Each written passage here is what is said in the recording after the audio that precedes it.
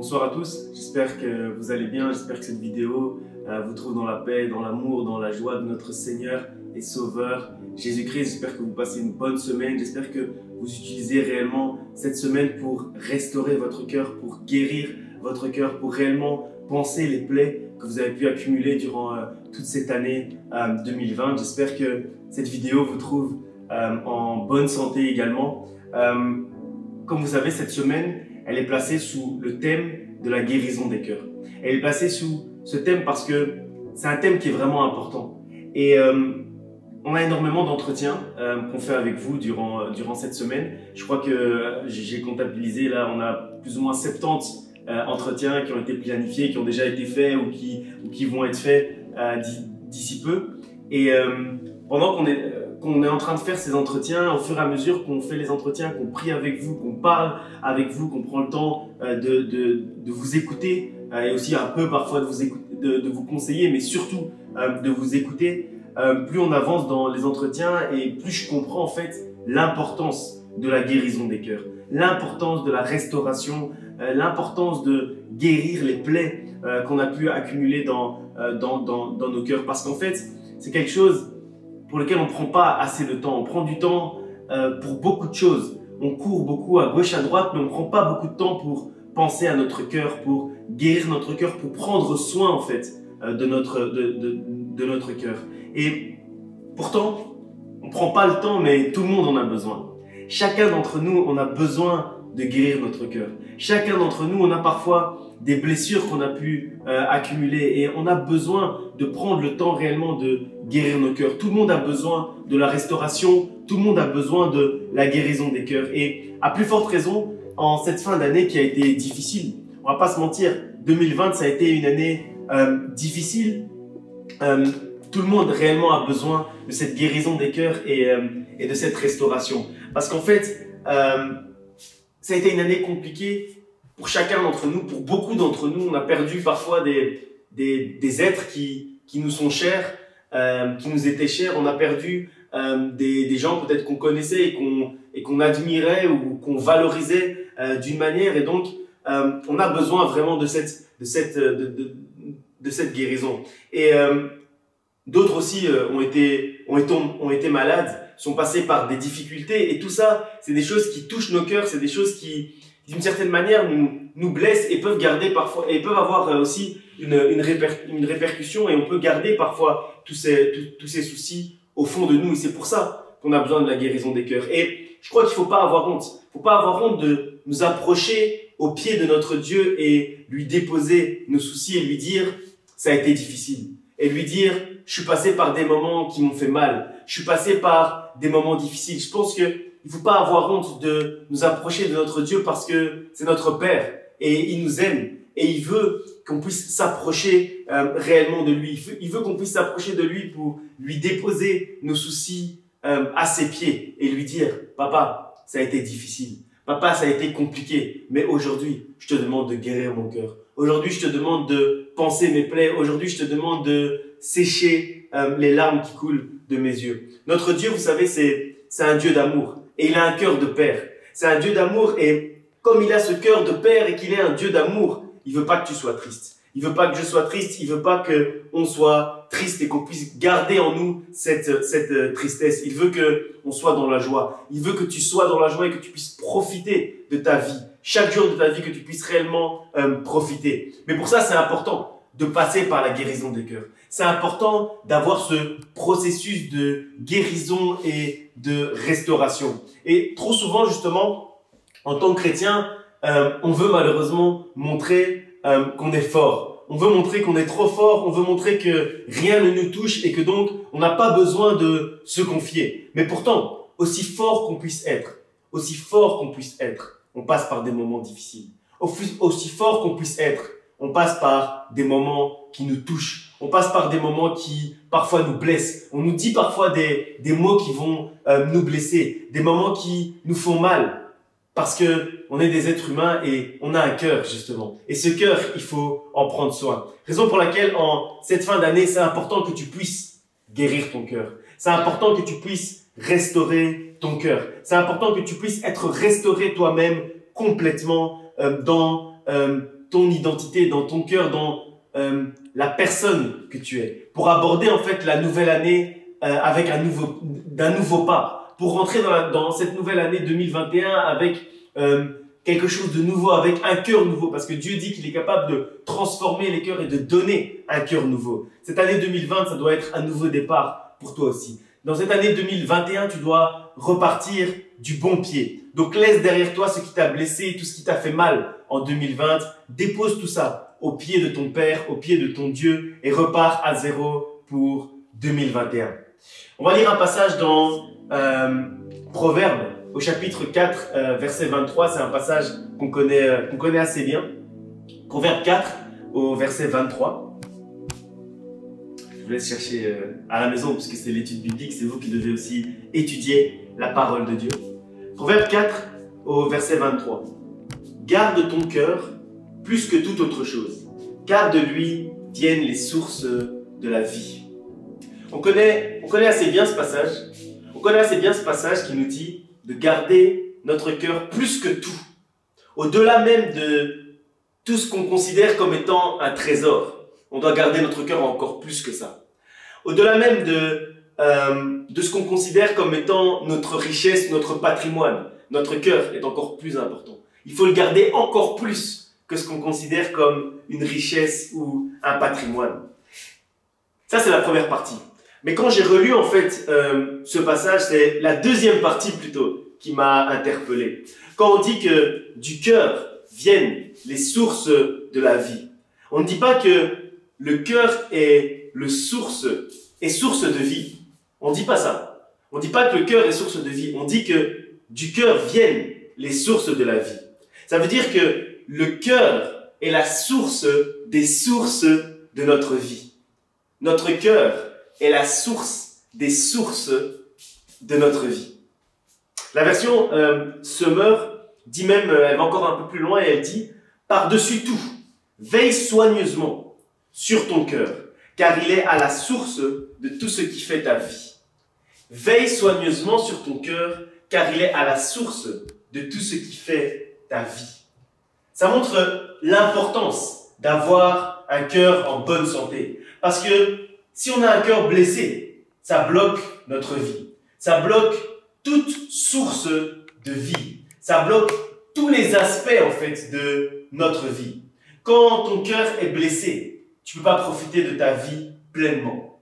Quand ton cœur est blessé, tu ne peux pas profiter de ta vie de famille pleinement. Tu ne peux pas profiter en fait de ta relation de couple pleinement. Tu ne peux pas profiter de ton travail. Tu ne peux pas profiter de ton ministère comme tu devrais profiter de tout ça. Pourquoi? Parce que ton cœur est blessé. Parce que le cœur est la source des sources. Ça veut dire le cœur est la source de la source qui te donne le plaisir dans la vie de famille. La source des sources qui te donne le plaisir dans ton travail. La source de la source qui te donne du plaisir quand tu es avec tes enfants ou dans ta vie de couple. Parce que du cœur viennent les sources de la vie. Tu as assez pleuré en 2020. C'est mon message pour toi aujourd'hui, pour cette étude biblique. Tu as assez pleuré en 2020. Soigne ton cœur durant cette fin d'année 2020. Soigne ton cœur, demande à ton Dieu la guérison. Parce qu'en 2021, ce sera une année de joie. Dieu a prévu beaucoup de joie pour toi en 2021. Une année où il a prévu la paix. Une année où il a prévu l'amour. Une année où il a prévu le bonheur. Une année où il a prévu la santé. Mais pour profiter de tout ce qu'il t'a prévu en 2021, tu dois d'abord guérir ton cœur en 2020. En cette fin d'année, Dieu va sécher tes larmes. Il veut remplacer tes larmes de 2020, les remplacer en joie en 2021. Il veut panser tes plaies et guérir toutes tes blessures. Alors approche-toi de lui aujourd'hui. On va lire encore un passage dans 1 Pierre, chapitre 5, au verset 7. 1 Pierre 5, 7. Vous pouvez prendre à la maison. Je vous laisse un petit peu de temps pour prendre. 1 Pierre 5, 7. Déchargez-vous sur lui de tous vos soucis, car lui-même prend soin de vous. Car lui-même, Dieu lui-même, prend soin de vous. Ce passage, il est tellement simple, mais tellement important. pour la vie du chrétien. Tellement simple, mais tellement important.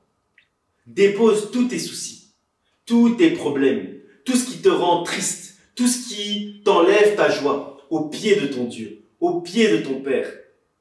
Agenouille-toi au pied de ton Père et dépose-lui tout ce qui te fait mal, tous tes fardeaux, tout ce qui alourdit en fait ton cœur. Ne garde pas tes fardeaux sur ton cœur. Ne garde pas tes fardeaux de 2020 sur ton cœur en cette fin d'année. Dépose tous tes fardeaux de 2020 au pied de ton Père. C'est parce que ça t'alourdit et ça t'empêche de profiter de la vie merveilleuse que Dieu t'offre. Si tu gardes tes fardeaux de 2020 en 2021, ça va alourdir ton cœur et t'empêcher de profiter de tous les trésors, de tous les cadeaux, de tous les présents que Dieu, ton Père, t'a prévus pour 2021. Alors c'est le moment aujourd'hui de choisir de guérir ton cœur et d'arrêter de l'alourdir avec tous ces fardeaux. Dans la deuxième partie du passage, on nous dit que lui-même, en personne, Dieu en personne, il veut prendre soin de nous. Il veut prendre soin de toi. Dieu lui-même, en personne, veut prendre soin de toi. Il n'y a personne qui peut prendre soin de toi comme Dieu veut prendre soin de toi. Il n'y a pas un pasteur, il n'y a pas une personne, il n'y a pas quelqu'un d'autre sur la terre qui peut prendre soin de toi comme Dieu veut prendre soin de toi. Personne ne pourra prendre mieux soin de toi que ton Dieu en direct.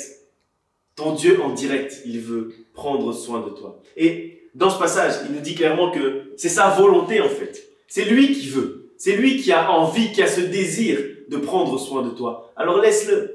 Laisse-le prendre soin de toi. Laisse-le guérir ton cœur. Laisse-le être le médecin de ton cœur. Laisse-le faire. Et il va le faire. Alors laissons-le agir. Laissons-le prendre soin de nous comme il veut le faire. Vous savez, quand je lis ce passage, ça me fait aussi penser à un autre passage dans Galates. Galates chapitre 6, on ne va pas le lire ensemble, mais ce passage, il nous dit de porter les fardeaux les uns des autres. Et je crois que malheureusement, la manière dont le chrétien a l'habitude de lire ce passage, c'est porter les fardeaux des uns des autres, mais garder les fardeaux des autres ensuite.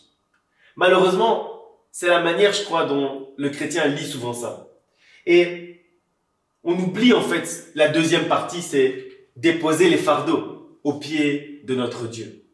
Après avoir porté les fardeaux de nos frères et sœurs, on doit les amener au pied de notre Dieu. En fait, on doit aider nos frères et nos sœurs à amener leurs fardeaux au pied de notre Dieu. C'est ça en fait, porter les fardeaux des uns des autres. Quand le fardeau de ton frère commence à devenir trop lourd, porte-le avec lui, mais pas pour le garder et pour l'entreposer chez toi. Non, pour l'amener avec lui au pied de ton Dieu.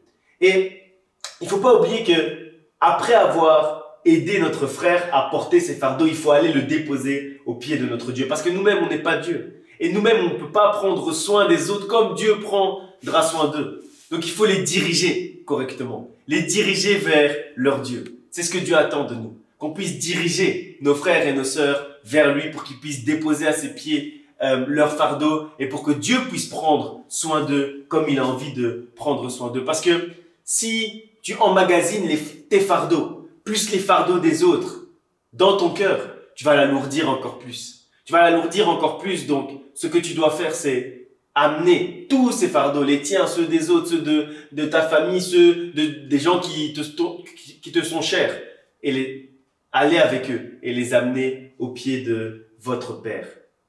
On va lire encore un passage dans Jérémie, chapitre 17 au verset 7. Jérémie 17, 7. Béni soit l'homme qui se confie dans l'Éternel et dont l'Éternel est l'espérance. Béni soit l'homme qui se confie dans l'Éternel. Encore une fois, nous les chrétiens, on croit trop souvent qu'on n'a pas besoin de se confier. On croit trop souvent qu'on n'a pas besoin de parler de ce qui alourdit notre cœur. On croit qu'on n'a pas besoin de parler de ce qui nous blesse. On croit qu'on n'a pas besoin de parler de ce qui nous fait mal. Qu'on peut tout garder à l'intérieur de nous.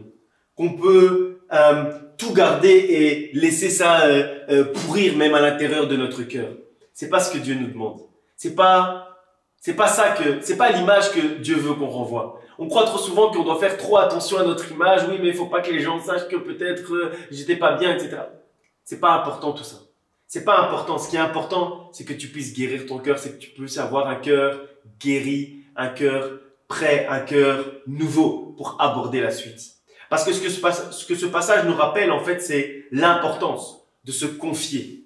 L'importance de se confier en l'Éternel. L'importance de parler de ce qui nous fait mal ou de ce qui nous a fait mal dans le passé. L'importance de parler de ce qui nous a blessés.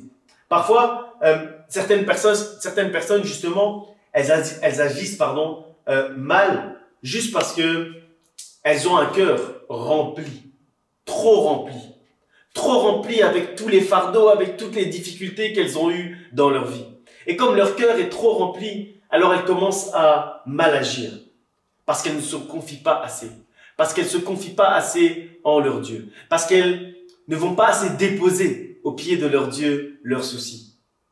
Arrête d'avoir cette fausse estime de toi. Arrête d'avoir cet orgueil mal placé. Et confie-toi. Confie-toi en l'Éternel. Parce que la Bible dit, bénis celui qui se confie en l'Éternel. Ça veut dire que c'est une bénédiction de comprendre qu'on a besoin de se confier. Aujourd'hui, j'espère que tu vas être béni par cette bénédiction de comprendre que tu dois te confier en l'Éternel. Je te bénis pour que tu puisses comprendre que tu dois te confier en l'Éternel quand les choses ne vont pas. Quand les choses ne vont pas, tu dois être capable de dire c'est difficile. Quand c'est difficile, dis que c'est difficile. Quand ça fait mal, dis que ça fait mal. C'est important pour pouvoir entamer ce processus de guérison du cœur. Parce que quand on ne se confie pas assez, on emmagasine et après on commence à mal agir.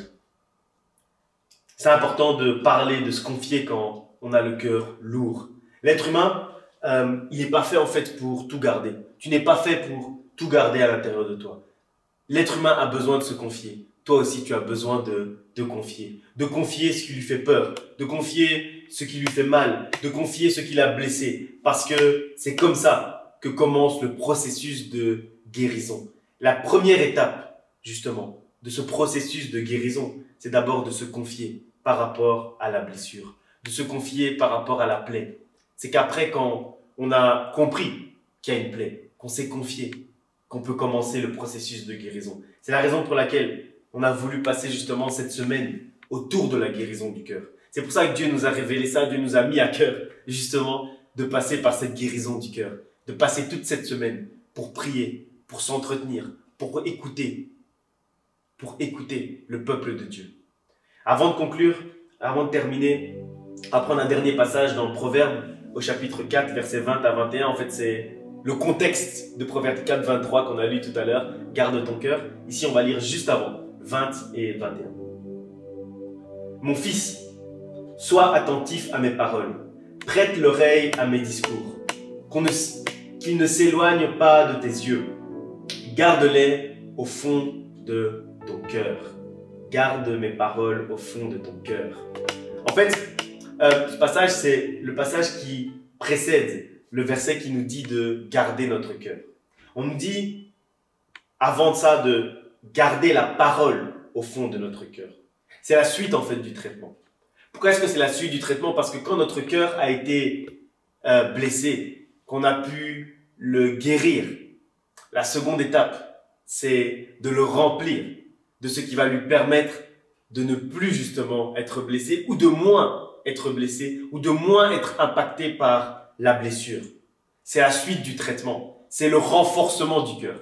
La suite du traitement quand le cœur est guéri, c'est de le renforcer. Et on le renforce avec quoi? On le renforce avec la parole de Dieu. C'est comme quelqu'un qui a été malade.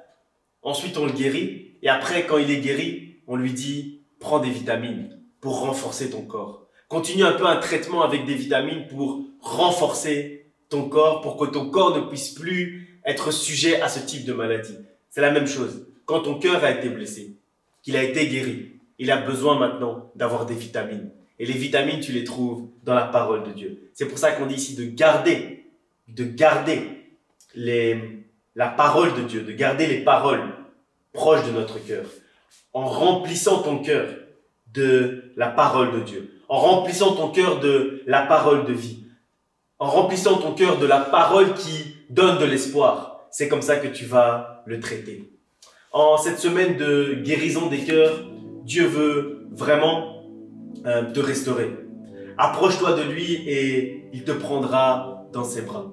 Prends le temps de t'approcher de ton Père et ton Père te prendra dans ses bras d'amour. Tout ce qu'il veut, c'est que tu sois restauré. Il veut que tu sois restauré, il veut que tu sois guéri, il veut que ton cœur soit guéri. Ce qu'il veut, c'est que tu sortes de cette semaine en étant réellement guéri, en étant prêt à entamer une nouvelle année, en étant prêt à entamer cette nouvelle année. Il a choisi en cette semaine de sécher tes larmes, de panser tes plaies, de guérir tes blessures, même les plus anciennes, même les blessures que tu pensais ne plus pouvoir être guéries. Dieu est capable de les guérir. Même celles avec lesquelles tu as pris l'habitude de vivre. Vous savez, parfois, on est tellement blessé, on a tellement mal qu'on prend l'habitude. On prend l'habitude de vivre avec ça. Mais c'est pas bien et c'est pas normal. C'est pas normal de s'habituer aux blessures. Ne prends pas l'habitude de vivre avec les blessures, mais demande la guérison des blessures. Et c'est en cette semaine que tu peux demander cette guérison. C'est le moment. C'est le moment. Dieu veut te guérir et te restaurer complètement. Pas un peu, pas partiellement, complètement. Donc prends le temps. Prends le temps pour ton cœur cette semaine. Prends le temps de guérir ton cœur. Prends le temps de traiter ton cœur. Prends le temps de panser les plaies de ton cœur. Prends le temps pour guérir, s'il te plaît, cette semaine. Prends le temps pour guérir. Parce qu'après ça, tu pourras réellement profiter de la vie que Dieu te donne, de la vie que Dieu t'offre. Tu pourras réellement profiter de ta famille. Tu pourras réellement profiter de ton couple. Tu pourras réellement profiter de ton ministère. Tu pourras réellement profiter de ton travail. Parce que ton cœur sera libre et léger. Et du cœur viennent les sources de ta vie.